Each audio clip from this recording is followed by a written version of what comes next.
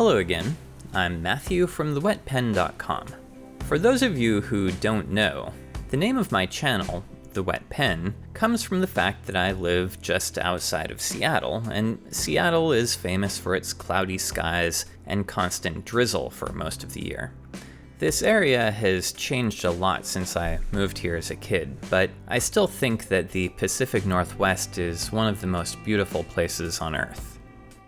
Anyway, I started this YouTube channel because even though there are some wonderful people and incredible channels made for the fountain pen community, I thought that there was still space for something a little different than what I was finding a few years ago. I'm not a fountain pen collector in the same way that a lot of YouTubers are, but I do think that fountain pens and inks can be really important to people who want to live their lives with a particular type of richness and depth and meaning. Now, a few years in, I've made some progress and started making some videos that I'm proud of, but I'd like to make more videos and better videos. Unfortunately, the way that I make videos is time-consuming, which makes it expensive. So I've thought about setting up a Patreon account for my channel, but I don't want to restrict any of my content from people who can't afford to be patrons, especially in parts of the world where the dollar is worth more. So I had a different idea. I decided to start making my own inks, and I'm naming them after Pacific Northwest landmarks and general Seattle stuff. But to be clear, I'm not planning on starting an ink company. These inks are just a way for you to support my channel and my work, and hopefully you'll also get something practical in return. This is what the ink bottles and packaging will look like, at least for this first batch of inks. These inks are all made by me here in the Seattle area with my own ink formulas that I've been working on for the past year and a half or so. I've experimented with lots of different colors, but I'm going to start with just 3 for now. First, this is my standard blue ink called Rainier Blue. Mount Rainier, for those of you who aren't familiar with Washington geography, is the iconic and volcanic mountain that looms on the southern Seattle horizon on clear days. Its perpetually snowy peak is far enough away from the city that its color tends to blend into the bright blue skies, but it's impossible to miss. So my ink is a medium blue that leans just slightly green, and on heavy strokes you might get a little bit of magenta sheen.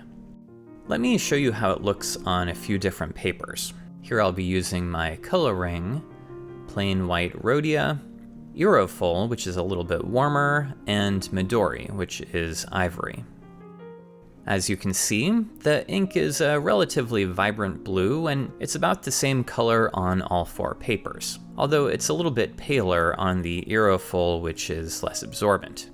You can also see a little bit of magenta sheen in the heavy areas, and you might get a little bit of it when you write with it too. This isn't intended to be a sheening ink though, it's designed to be a simple, well-behaved, everyday ink. For example, this is some cheap binder paper that I picked up at my local Staples, and when I write with it, using a broad nib and Rainier Blue, there's no significant feathering. And if I turn the paper over, you can see that the bleed through is pretty well controlled too. Next up, I have an unusual ink which I'm calling Elliott Bay. The waterfront of downtown Seattle is on Elliott Bay, which is an inlet marked off by the Discovery Park Lighthouse on the north and the Alki Lighthouse on the south from the greater Puget Sound. This one is a chroma shading ink, and here's what it looks like. It starts off as a dull blue ink, but as it dries, we get some splashes of green and some darker blue shading, with the blues representing the water and the blue-gray skies, and the greens representing the massive kelp beds that are found throughout the Puget Sound.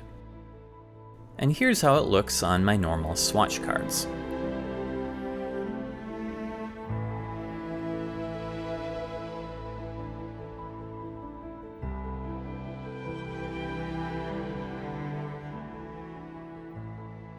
I've gone through dozens of variations of this ink trying to get this mix of properties. When you write with it in a pen, it is smooth flowing and well behaved, and it looks like a darkish blue with very graceful shading.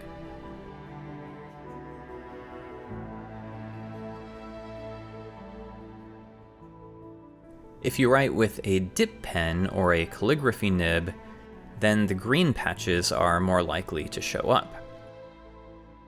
But again, I wanted to make inks that are actually usable, so as you can see here, if you write with it on plain old non-fountain pen friendly paper, it shouldn't feather or bleed through too much either.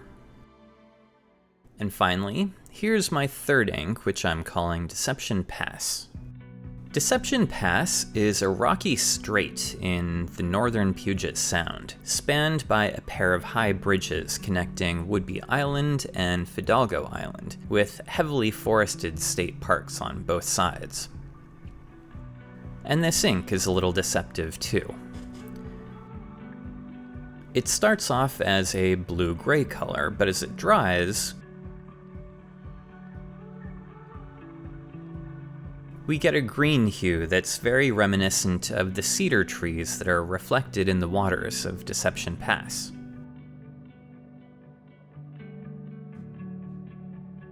From a typical fountain pen nib, you'll usually get a fairly uniform bluish-green ink color. But if you write with a very wet pen or a dip pen, you might start to see the chroma shading effects. Here it is from a B3 Speedball nib, for example.